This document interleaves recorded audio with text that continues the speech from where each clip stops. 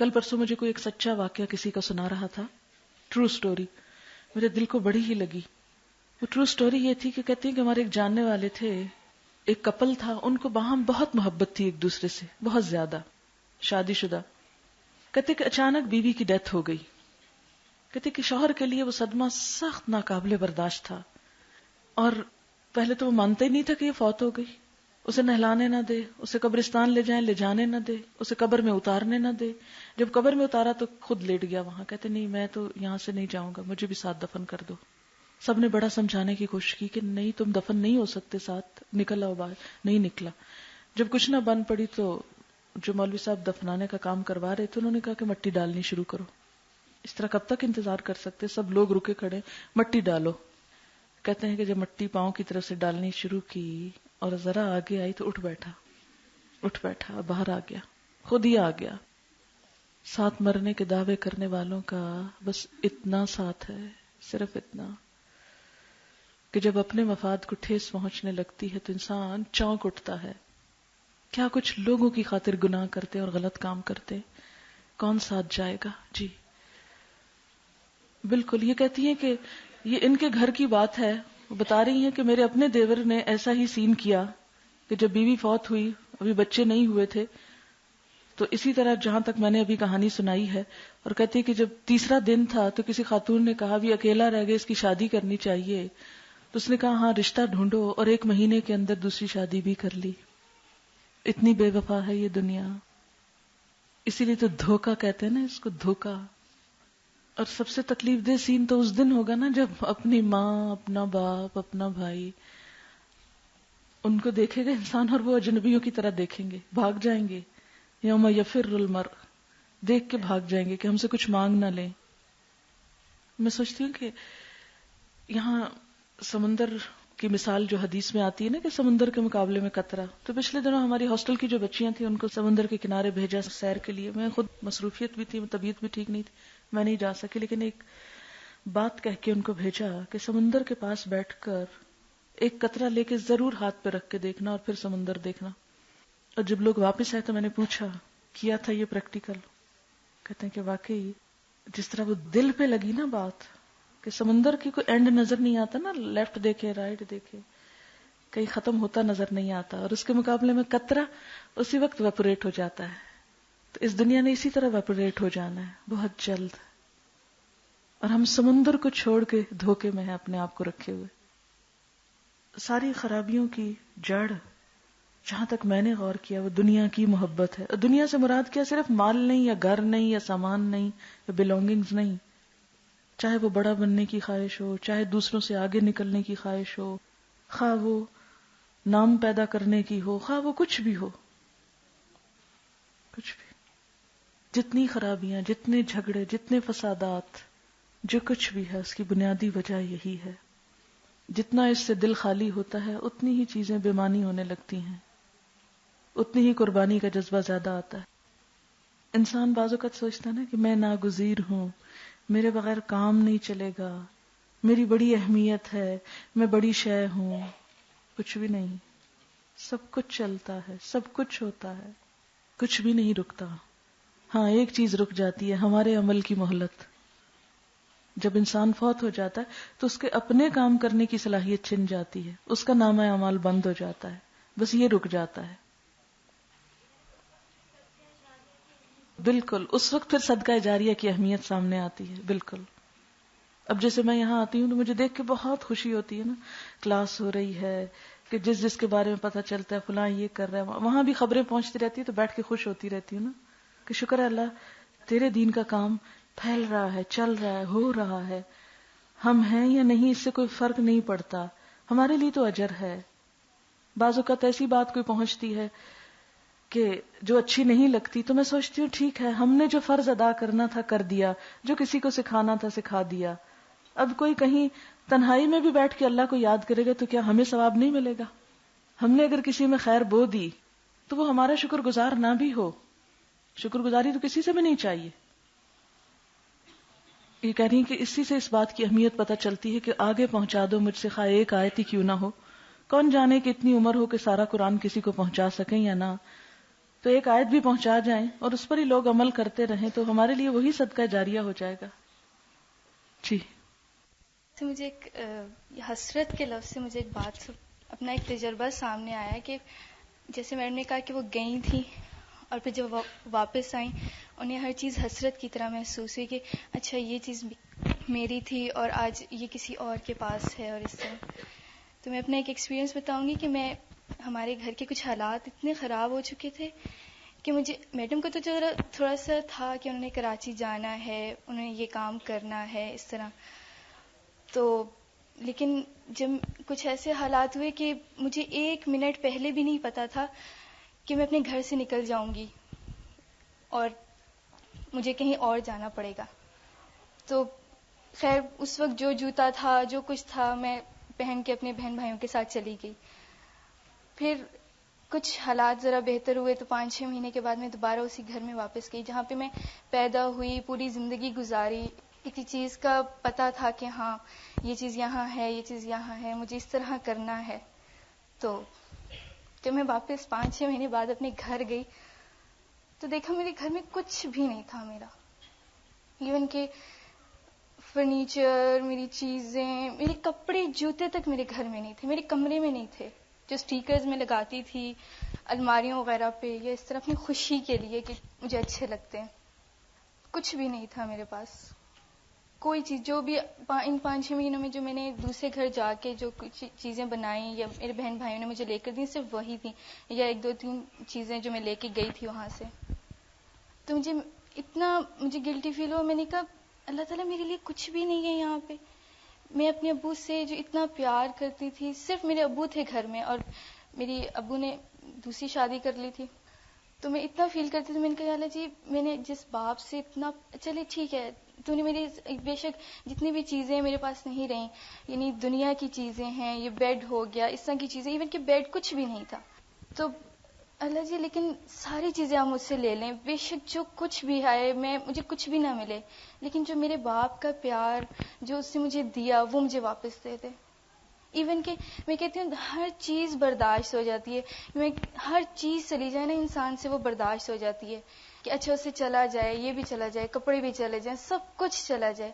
لیکن جب کوئی انسان کسی سے بہت پیار کرے اور پھر اسے اگنور کر دے, اسے کہہ دے کہ نہیں میں تمہیں اپنے پاس نہیں رکھنا چاہتا, میں تمہارے لیے یہ نہیں کر سکتا, میں تمہارے لیے وہ سب کچھ نہیں کر سکتا, تو پھر یہ چیز زیادہ انسان کو تکلیف دیتی ہے کہ ایک پیار دل سے کسی کے لیے اٹھ جائے. اور اتنی مجھے اس دن حسرت وہی بات ہے کہ محسوس ہے کہ اللہ جی کہ نئے رشتے بنا لینے سے پرانے رشتے ختم ہو جاتے ہیں, کہ اتنا کوئی اپنے آپ کو دوسرے کے لیے وقف کر لیتا ہے, اس کو اتنا ٹائم دے دیتا ہے کہ انسان خود بھی نہیں سوچ سکتا.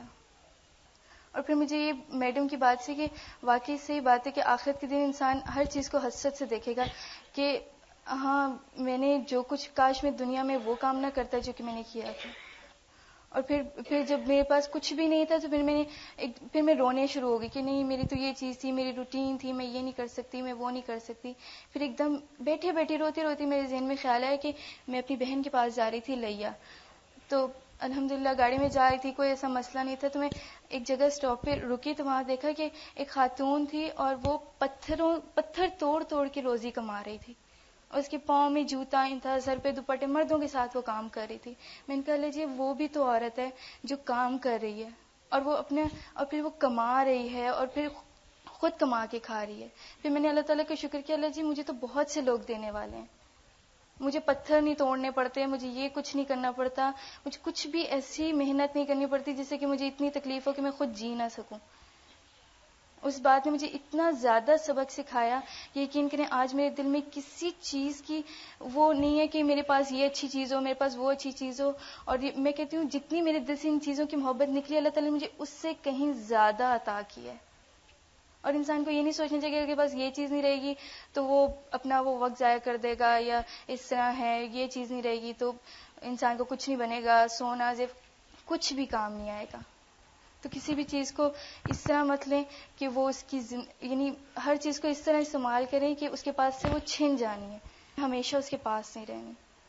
جو انہوں نے بات کی اس عورت کی جو روڑے کوٹتی ہے, اور ایسی عورتیں سب نہیں دیکھی ہوں گی, ہمارے معاشرے کا ایک حصہ ہیں, اور اکثر سڑکیں بنتے ہوئے ایسی عورتیں کہیں نہ کہیں آپ تلاش کریں ان مردوں کی بھیڑ میں تو کچھ نہ کچھ ضرور نظر آئیں گی، بعض اوقات اپنے بچے اپنی پیٹھوں پہ اٹھائے ہوئے. obviously جب انسان نئی جگہ پہ جاتا ہے کئی طرح کی مشکلات ہوتی ہیں. ہوا یہ کہ ہمیں جو وہاں رسپانس ملا وہ ہماری توقعات سے، خیال سے کہیں زیادہ تھا کہ جس کے لیے ہم کسی طرح بھی پریپیئرڈ نہیں تھے، کسی طرح بھی، نہ جگہ کے اعتبار سے، نہ سٹاف کے اعتبار سے، کچھ بھی نہیں.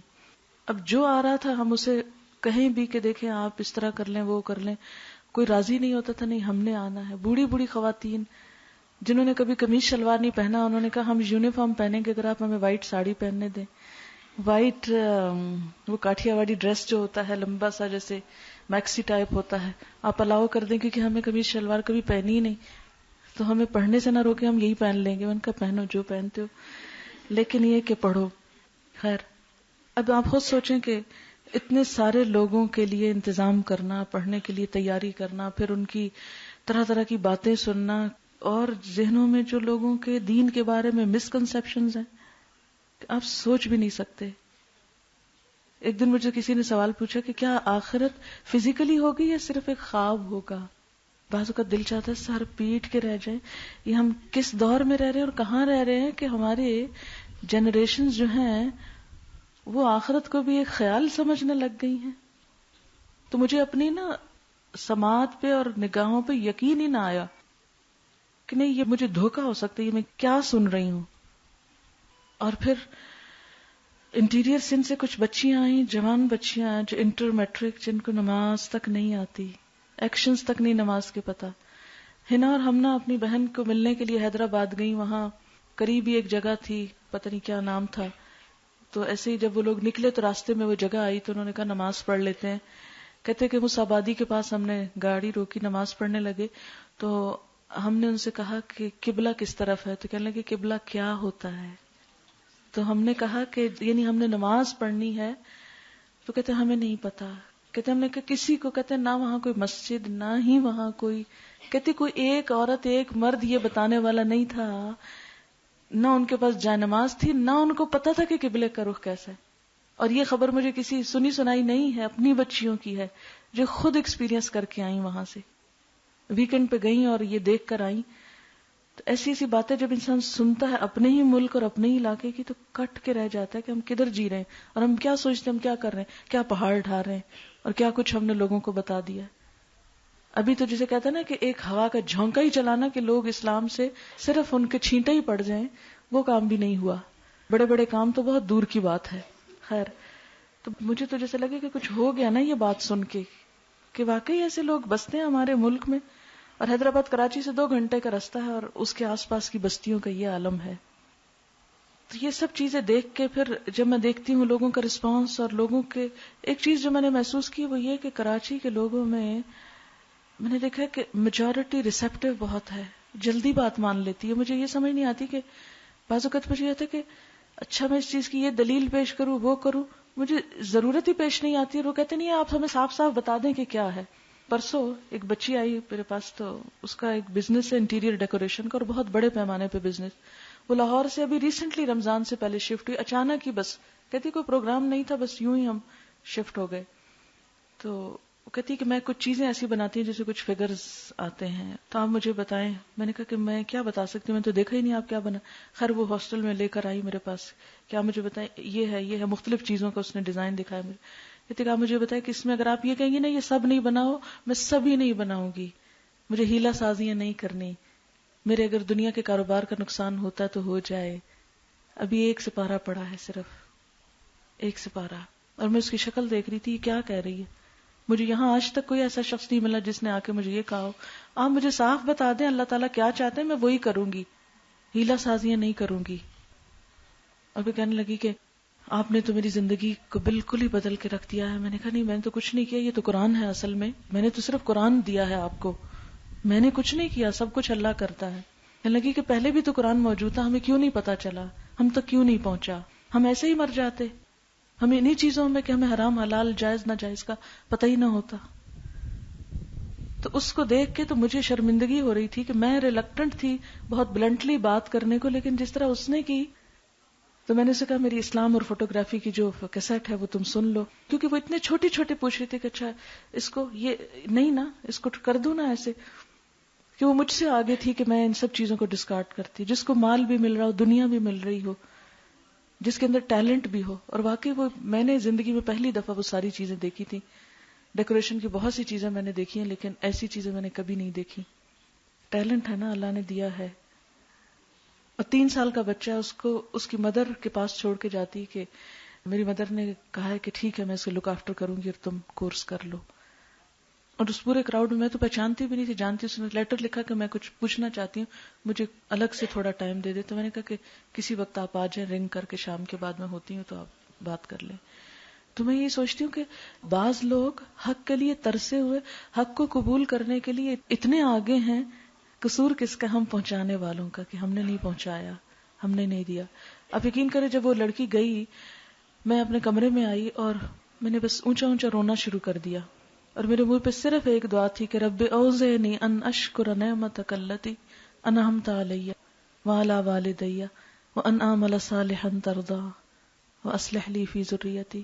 اللہ تو اتنا بتا دے کہ تیرا شکر کیسے کروں کہ تو نے مجھے ذریعہ بنا دیا کہ میں کسی انسان کے دل میں تیری محبت پیدا کرنے کے قابل ہوئی. یہ تو نے قابل کیا، میرے میں تو کچھ بھی نہ تھا، میں تو خود بھی بہت گناہگار.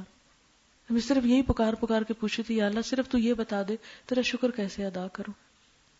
کہ ان سارے احسانات کا ہم تو کچھ بھی جواب نہیں دے سکتے، کچھ ہے ہی نہیں، سر اٹھتا ہی نہیں. اور ایک نہیں کئی ایسے لوگ ہیں. ایک خاتون ایسے ہی آئی ایک دن، کہنے لگی کہ مجھے آپ کو دیکھنے کا بہت شوق ہوا، اس لیے میں رمضان میں نہیں آئی، لیکن میں جہاں بیٹھتی ہوں کوئی نہ کوئی بات کر رہا ہوتا ہے کہ ہم نے قرآن سنا، اس میں یہ ہے، اس میں وہ ہے. تو میں نے کہا کہ میں ضرور دیکھ کے آؤں گی وہ کون خاتون ہے جس نے قرآن پڑھایا اور ان لوگوں کو اس طرح پلٹا کھایا کچھ لوگوں نے، تو یہ کیا ہوا ہے. تو میں نے کہا آپ بھی آئیں دیکھیں. کہنے لگی ہاں میں آئی بھی اسی لیے ہوں کہ میں نے اب ایڈمیشن لینا ہے، لیکن دیکھیں میں نے آج تک سر نہیں ڈھانکا، مجھے اسلام کا کچھ بھی نہیں پتا، آپ مجھے بالکل جاہل سمجھے، لیکن پلیز مجھے تھوڑا سا برداشت کر لیں. شاید میری پروگریس بہت وہ نہ ہو، آپ کے اس معیار پہ نہ پورا اتروں، لیکن آپ مجھے بس چانس تو دیں.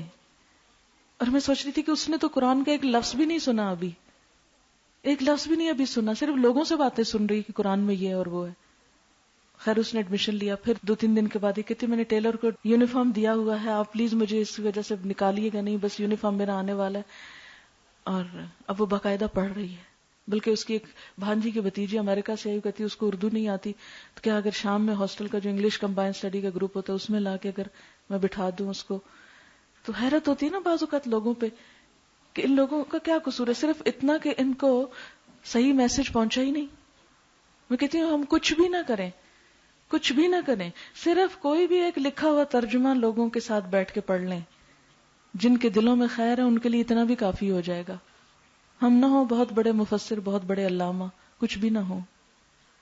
وہ کہتے ہیں نا جسے قرآن میں آتا ہے پھوار ہی کافی ہے. جو بعض اوقات جب میں لوگوں کو ایسی ایسی باتیں کرتے دیکھتی ہوں نا تو بس میرے منہ سے نکلتا پھوار ہی کافی ہے. موسلا دھار بارش ہو جائے تو کیا کہنے، اگر وہ نہیں تو پھوار ہی کافی ہے. ٹھیک ہے سب ایک جیسے نہیں ہوتے، کئی ایسے بھی ہیں کہ جو اذیت بھی دیتے ہیں، پریشان بھی کرتے ہیں، لیکن میجورٹی جو ہے قبولیت کی طرف رجحان ہے. اس دفعہ جب میں نے سورۃ البقرہ پڑھی، ہوتا ہی ہے کہ ہر سال جب انسان قرآن پڑھاتا ہے کچھ نئی چیزیں سامنے آتی، نہیں آتی. تو یہ جو شروع کے بنی اسرائیل کے جو واقعات آتے ہیں، ان واقعات کو میں الگ الگ سمجھا کرتی تھی نا کہ یہ ایک واقعہ ختم ہوا، پھر دوسرا ہوا، اب تیسرا شروع ہو گیا، لیکن حقیقت میں وہ ایک ہی لنک ہے ان کا. اس دفعہ ہر پارے کا ایک تھیم بنا کے میں نے پورا پارا اس پہ گھمایا اور ہر روز بریف کرتی ہوں اس تھیم کے ساتھ، پھر آگے لے کے چلتی ہوں، ڈیلی لیسن کو پیچھے سے جوڑتی ہوں. اس میں مثال کے طور پر آپ دیکھیں کہ واقعہ سبت اصل میں کیا ہے، ہیلا سازی ہے نا، ہیلا سازی. اس کے بعد اگلا ہے وَإِذْ قَالَ مُوسَىٰ لِقَوْمِهِ إِنَّ اللَّهَ يَأْمُرُكُمْ أَن تَذْبَحُوا بَقَرَةً، اس میں سوال جواب ہے، حجت بازی. پھر اسی طرح وَإِذْ قَتَلْتُمْ نَفْسًا فَادَّارَأْتُمْ فِيهَا، ایک دوسرے پہ الزام تراشی، اپنی غلطی کا اعتراف نہ کرنا. پھر اذ اخذنا میثاقکم ورفعنا فوقکم الطور، اور پھر یہ کہ خذوا ما آتیناکم بقوۃ واذکروا ما فیہ لعلکم تتقون. ان چیزوں کو پھر میں نے ایک ایک کر کے کہ نقض عہد یعنی عہد توڑنا، ہیلا سازی کرنا، حجت بازی کرنا، اور اسی طرح ایک دوسرے پہ الزام تراشی کرنا.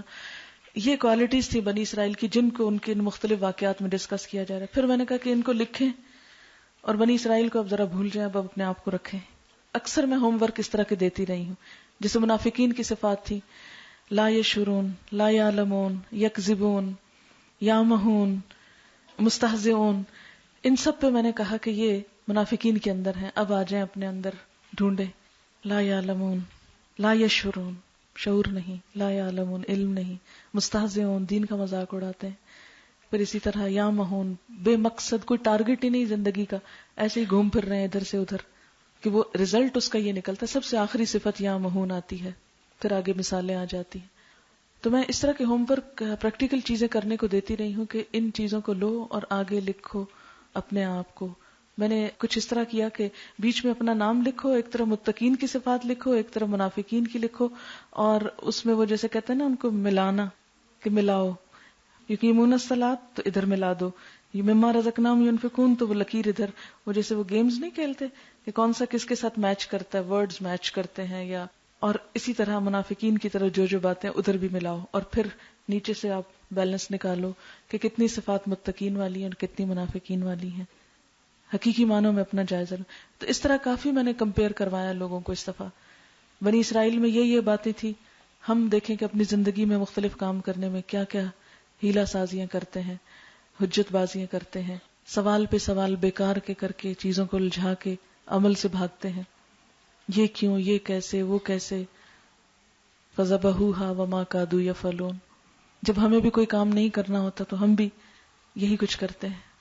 تو لوگ کہتے تھے کہ سب سے مشکل کام، نہ سبق یاد کرنا مشکل لگتا ہے نہ اور کچھ، سب سے مشکل کام جب آپ ہمیں ایکسپوز کر کے رکھ دیتی ہیں کہ قرآن کی روشنی میں دیکھو، پرکھو اپنے آپ کو. اپنے آپ پہ جھانکنا سب سے مشکل کام ہے، اور پھر یہ اعتراف کرنا کہ واقعی ہم یہ کر رہے ہیں، یہ اس سے مشکل کام ہے. کیونکہ مریض اگر مرض کا ادراک ہی نہیں کرتا تو علاج کیسے ہو سکتا ہے. اچھا، میں نے تو بہت ہی باتیں کر لی. آپ میں سے کوئی کچھ بات کرنا چاہے؟ علم اور چیز ہے، جذب اور چیز ہے، اور اسے عمل میں لانا، اس کے لیے صرف علم کافی نہیں ہوتا. بعض اوقات لوگ دین بھی پڑھ جاتے ہیں پھر بھی بد زبانی کرتے ہیں. یہ جیسے بنی اسرائیل فَدَّارَأْتُمْ فِيهَا، ایک دوسرے پہ الزام تراشی کرنا کہ کوئی کام خراب ہو جائے تو عموماً ہمارے لوگوں کا حال یہی ہوتا ہے کہ اس میں کوئی ذمہ داری قبول کرنے کی کوشش نہیں کرتا. اور یہ بھی ایک شیطانی حربہ ہے. شیطان نے یہی کیا تھا، فَبِمَا أَغْوَيْتَنِي، کیونکہ تو نے مجھے گمراہ کیا، تو نے مجھے بہکایا. اللہ تعالیٰ کو نعوذ باللہ بلیم کرتا ہے. تو یہ ایک شیطانی صفت ہوتی ہے ہمارے اندر کہ ہر وقت دوسروں کو بلیم کرنا، فلاں یہ کر گیا، فلاں وہ کر گیا، فلاں وہ کر گیا. ہم سب اگر اپنا اپنا جائزہ لینا شروع کر دیں کہ مجھ میں بھی تو کوئی خرابی ہوگی اور اس کا اعتراف کر لیں، اپنی کمی اور اپنی کمزوری اور کوتاہی کا، تو اس سے بہت فرق پڑتا ہے. صلی اللہ علیہ وسلم. بہت اچھی بات کی. کہتی میرے فادر کی ریسنٹلی ڈیتھ ہوئی ہے اور میں بہت زیادہ غمگین رہتی تھی. تو ابھی میں نے جب ان کی بات سنی ہے تو مجھے بہت ایک طرح سے حوصلہ ہوا ہے کہ میں کتنی ناشکری ہوں کہ اللہ نے لے لیا اور میں ایسے کر رہی ہوں. اگر میرے ساتھ یہ بھی ہو سکتا تھا کہ دنیا میں ہوتے ہوئے وہ میرے نہ رہتے، کچھ بھی ہو سکتا تھا. یہی ان مجلسوں کا فائدہ ہوتا ہے کہ ایک دوسرے سے وتواصوا بالحق کے وتواصوا بالصبر. یہ وتواصوا بالصبر ہوا. ہم کہتے ہیں نا کوئی فوت ہو جائے تو اس کو یہی کہتے ہیں صبر کرو صبر کرو. تو یہ صرف کہنے سے صبر کرو نہیں بات بنتی. جب انسان دوسرے کو دیکھتا ہے نا کہ وہ مجھ سے بھی زیادہ تکلیف میں اور اس کے ساتھ مجھ سے بھی زیادہ ایسا ہوا تو خود بخود صبر آ جاتا ہے. بس یہ کہ ان رشتوں کے بارے میں ہمیں اعتدال کے ساتھ چلنا ہے کہ ان کا حق بھی دینا ہے، ان سے محبت بھی کرنی ہے، ان کا خیال بھی رکھنا ہے، ان کے کام بھی آنا ہے، لیکن صرف ان کی دنیا کی فکر نہیں کرنی، ان کی آخرت کی بھی فکر ہمیں کرنی ہے، تاکہ وہ کل قیامت کے دن ہمیں نہ پکڑے کہ تم نے ہمیں نہیں دیا تھا، تم نے ہمیں نہیں بتایا تھا. یہ ذمہ داریاں تو ایک فرض ذمہ داریاں ماں باپ کے اوپر کے کھلائیں پلائیں پڑھائیں لکھائیں ضروریات پوری کریں. شوہر کے اوپر ایک فرض ہے کہ بیوی بچوں کا نان نفقے کا خیال رکھے. لیکن جیسے وہ آتا ہے یا ایھا الذین آمنوا قوا انفسکم واہلیکم نارا، ساتھ ساتھ اس ذمہ داری کا بھی احساس اور شعور اپنے اندر اور دوسروں کے اندر بیدار کرنا ہے. تو والدین کے لیے سب سے بڑی بات یہ ہے کہ جیسے قرآن کہتا ہے کہ لا تقل لہما اف، اف تک کہنا منع ہے. جب میں نے والدین کے حقوق پہ 2 یا 3 دفعہ درس یہاں دیا، پھر کراچی میں بھی دیا اس موضوع پر، اور میں نے دیکھا کہ بڑا ہی ٹچنگ تھا، بہت ٹچنگ ہے یہ سبجیکٹ. اور بڑی بڑی بوڑھی خواتین بھی بعض اوقات رو رہی ہوتی تھی کہ جو والدین کے حق میں کوتاہیاں اور کمیاں ہو گئی ہم لوگوں سے جن کے فوت ہو چکے. تو اس میں یہ ہے کہ یہ رشتہ ہی ایسا ہے کہ جس پر ہم مان رکھتے ہیں. بچے ہوتے ہیں تو بدتمیزیاں کر رہے ہوتے ہیں، پھر بڑے ہو جاتے ہیں تو مان سمجھتے ہیں اور وہ حق حقوق ادا پوری طرح نہیں کر پاتے. تو اس میں بنیادی طور پر یہ ہے کہ جیسے ایک لڑکی ہونے کے ناطے جب تک شادی نہیں ہوتی والدین کی خدمت، ان کی اطاعت، اور اگر کچھ نہ کر سکے تو صرف اپنی زبان کو کنٹرول کر لے، ان کے آگے بولنا نہیں. وہ کچھ بھی کریں، ماریں پیٹیں کچھ بھی کریں، بولنا نہیں. کوئی چیز ان کی ناگوار بھی گزرے آرگیو نہیں کرنا. اگر صرف اپنی زبان روک لیں ان کے سامنے ہم، اور تھوڑا اپنے پوسچر میں بھی ادب پیدا کریں ان کے ساتھ ملاقات کے وقت، تو اتنا ہی کافی ہے. میں نے ابھی آخرت کی بات کیوں چھیڑی؟ شاید میں نہ ہی چھیڑتی، میرا کوئی آج کا وہ موضوع فکر آخرت نہیں تھا، لیکن میں پچھلی دفعہ بھی آئی اور واپسی تک، اور اس دفعہ بھی کل سے جو میری کیفیت ہے اس میں مسلسل میرے اپنے اوپر ایک فکر طاری ہے، جیسے کہتے ہیں نا آخرت کے اندر سوچ میں ڈوبی ہوئی ہوں، کیونکہ مجھے پتا ابھی پھر چھوڑ کے جانا ہے نا، پھر جانا ہے، پھر نکلنا ہے یہاں سے. آپ سب یہاں بیٹھے آپ کی وہ فیلنگ نہیں ہو سکتی، کیونکہ مجھے سب کو چھوڑ کے جانا ہے. آپ کا کیا ہوگا؟ میں نہیں ہوگی، وہ اس سے مل لیں گے، اس سے ملاقات کر لیں گے، اس سے فون کر لیں گے. میرے لیے تک روزہ ہو جاتا ہے، اتنی دور سب سے فون بھی نہیں ہو سکتا، شکلیں بھی نظر نہیں آتی، ہر چیز نئی نئی نئی نئی. کلاس میں بیٹھی ہوتی ہوں، وہ لکس ہی نہیں ہوتی اسٹوڈنٹس کی، کیونکہ ابھی اجنبی جو ہیں سب شہر ہی اجنبی ہے، وہ لکس ہی نہیں ہوتی.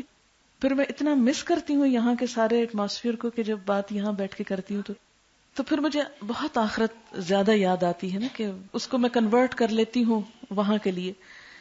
تو میں سمجھتی ہوں کہ جتنی بھی ہماری خرابیاں ہیں نا، بد اخلاقیاں ہوں، بد زبانیاں ہوں، کسی کا حق نہ دینا ہو، اپنے کام میں غفلت اور سستی ہو، یہ سب کی پیداوار اور جڑ جو ہے نا آخرت کے احساس کی کمی. اگر ہمیں پتا ہو کہ یہ چانس ہے، ایک چھوٹا سا ملا ہمیں ایک کام کرنے کا، چاہے ماں باپ کے حق ادا کر رہے ہوں، چاہے ہم کسی دین کی خدمت کر رہے ہوں، چاہے ہم کہیں بھی کھڑے ہوں، ہر چیز کو ایک آخری چانس سمجھ کر، جیسے چاہے نماز میں ہی کھڑے ہوں، تو جب تک وہ آخری چانس والی کیفیت نہیں آتی تو کاموں میں حسن نہیں پیدا ہوتا. ہم سمجھتے ہیں یہ سب کچھ ایسے ہی رہے گا اور یہ سب چیزیں ہماری ہی رہیں گی اور ہم یوں ڈھیلے ڈھالے کام کرتے ہی رہیں گے اور یہ زندگی کا سلسلہ ہوتا ہی رہے گا. یہ اس طرح جیسے ایک چمک ہوتی ہے نا بجلی کی اور پھر وہ آف ہو جاتی، بالکل اتنی سی چمک ہے یہ دنیا. اس دفعہ مجھے جب میں مثل کا مثل الذی استوقد نارا پڑھا رہی تھی تو اس میں نے کہا سوائق بھی بجلی کی کڑک چمک ہے اور پھر برق، یہ 2 کیوں آ گئے ساتھ؟ ایک کافی تھا.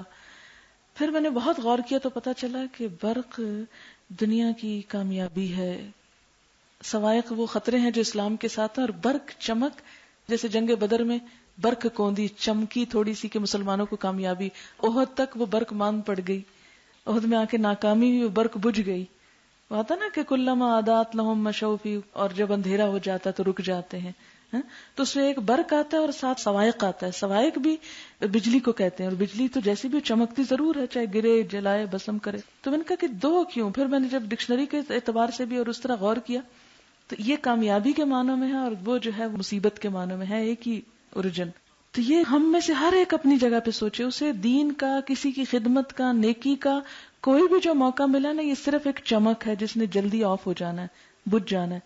تو آپ دیکھیں کہ مثلاً آپ کوئی چیز ڈھونڈ رہے ہیں، رات ہے، گھپ اندھیرا ہے اور اچانک بجلی چمکی تو آپ فوراً کیا کرتے ہیں؟ سب چیزیں چھوڑ کر وہ ڈھونڈنے کی کوشش کرتے ہیں جو آپ کو نہیں ملی ہوئی. یا جب کبھی بجلی چلی جائے تو آپ کیا مثلاً آپ کو موم بتی نہیں مل رہی تو آپ وہ ماچس جلاتے ہیں تو وہ شعلہ نکلتا ہے، تو آپ اتنی سی دیر میں جتنی دیر میں شعلہ جلتا ہے آپ یہ نہیں دیکھتے اچھا کس کی شکل کیسے نظر آ رہی ہے اور وہ کھڑکی کیسے لگ رہی ہے. اس وقت آپ کیا دیکھتے ہیں؟ اس چمک میں موم بتی ڈھونڈتے، سب سے ضروری کام کرتے ہیں اس چمک میں.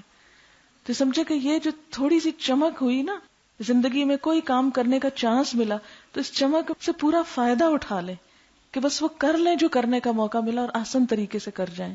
بہت جلدی یہ نامہ اعمال وائنڈ اپ ہونے والا ہے اور پھر وہی یوم الحسرت ہے. ہم کیوں تاخیر کرتے ہیں کاموں میں، کیوں ڈیلے کرتے ہیں، کیوں حجت بازیاں کرتے ہیں، کیوں ہیلا سازیاں کرتے ہیں؟ سب خرابیوں کی جڑ یہی ہے کہ ہم سمجھتے ہیں کہ یہ دنیا ہمیشہ باقی رہے گی ہمارے پاس. خوش گمان، بالکل بالکل. کسی کے ساتھ بھی کوئی معاملہ کرتے ہوئے اگر ہم خوش گمان ہو جائیں تو بہت آسان ہو جائے گا معاملہ کرنا.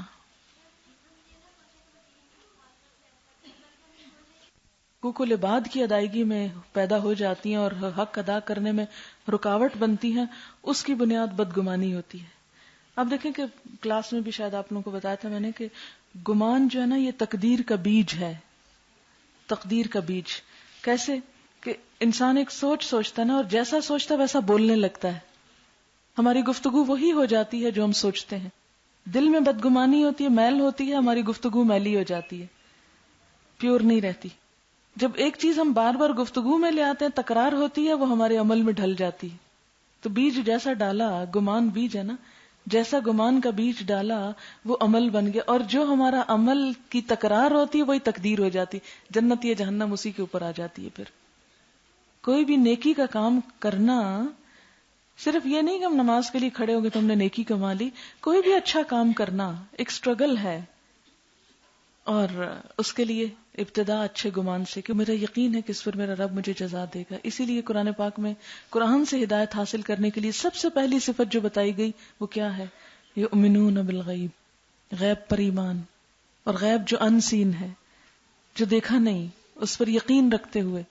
اور یقین کا بھی معنی آپ سب کو پتا ہوگا کہ وہ کیفیت جو دل، ارادہ، دماغ، خواہشات ہر چیز کو مسخر کر لے. وبالآخرۃ ہم یوقنون، کہ آخرت اس طرح سامنے ہو کے آ جائے کہ ہماری عقل، دل، ارادے سب کو مسخر کر لے. یقین ایسی کیفیت کہ عقل بھی اس کے تحت سوچے، ارادہ بھی اس کے تحت بنے، خواہشات بھی اس کے تحت ہو جائیں. جب تک یہ کیفیت نہیں آتی زندگی میں، کوئی کام خواہ کتنی نیکی کا کام ہو ہم نہیں کر سکتے. اچھا ٹائم میں 2 منٹ ہیں، دعا کر لیتے ہیں. سبحان اللہ والحمد للہ ولا الہ الا اللہ واللہ اکبر ولا حول ولا قوة الا باللہ العلی العظیم. اللہم صل علی محمد وعلی آل محمد كما صليت على إبراهيم وعلى آل إبراهيم إنك حميد مجيد. اللهم بارك على محمد وعلى آل محمد كما باركت على إبراهيم وعلى آل إبراهيم إنك حميد مجيد. ربنا آتنا في الدنيا حسنة وفي الآخرة حسنة وقنا عذاب النار. ربنا لا تزغ قلوبنا بعد إذ هديتنا وهب لنا من لدنك رحمة إنك أنت الوهاب. ربنا هب لنا من أزواجنا وذرياتنا قرة أعين واجعلنا للمتقين إماما. یا اللہ پاک، جو کچھ ہم نے پڑھا ہے، جو کچھ ہم نے سنا ہے تو اسے قبول فرما. یا اللہ، اس میں جو بات تیری مرضی کے مطابق ہو ہم سب کو اس پر عمل کرنے کی توفیق دے.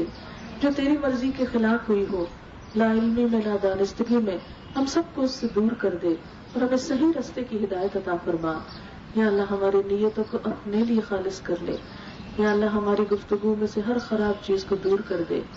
یا اللہ، ہمارے سینوں میں اپنی محبت پیدا کر دے. یا رب العالمین، ہمارے اعمال کو اپنی مرضی کے مطابق کر لے. یا اللہ، ہمارے والدین پر اپنی رحمت فرما. اللہ، ہمارے بچوں کو ہماری آنکھوں کی ٹھنڈک بنا، انہیں دنیا اور آخرت کی کامیابی عطا فرما. یا اللہ، تو ہم سب مسلمانوں کے درمیان باہم محبت پیدا کر دے. یا اللہ، ایک دوسرے کے دکھ درد کو پہچاننے کی توفیق عطا فرما. سب بیماروں کو صحت عطا فرما، سب دکھی لوگوں کے دکھ دور فرما. یا رب العالمین، تو ہمارے گناہوں کو معاف کر دے اور ہم پر رحمت کی بارش برسا. یا اللہ، تو ہمارے گناہوں کو معاف فرما اور ہمارے لیے اپنی رحمتیں برسا. یا اللہ، تو رحمت کی بارش برسا. یا رب العالمین، ایمان کے ساتھ دنیا سے خاتمہ ہو، اپنا قرب نصیب فرمانا، ہماری قبروں کو روشن کر دینا. یا اللہ، ہمارا حساب آسان کر دینا، ہمیں جنت الفردوس کے اعلیٰ درجات عطا فرمانا، نبی صلی اللہ علیہ وسلم کی صحبت نصیب فرمانا. یا رب العالمین، آپ کے ہاتھوں حوض کوثر سے پانی نصیب فرمانا. یا رب العالمین، دنیا اور آخرت میں سارے اور نیک لوگوں کی صحبت نصیب فرما. ربنا تقبل منا انك انت السميع العليم وتب علينا انك انت التواب الرحيم. وصلى الله تعالى على خير خلقه محمد وعلى آله وأصحابه وأهل بيته أجمعين برحمتك يا أرحم الراحمين إلهي آمين. سبحانك اللهم وبحمدك نشهد أن لا إله إلا أنت نستغفرك ونتوب إليك. والسلام عليكم ورحمة الله وبركاته.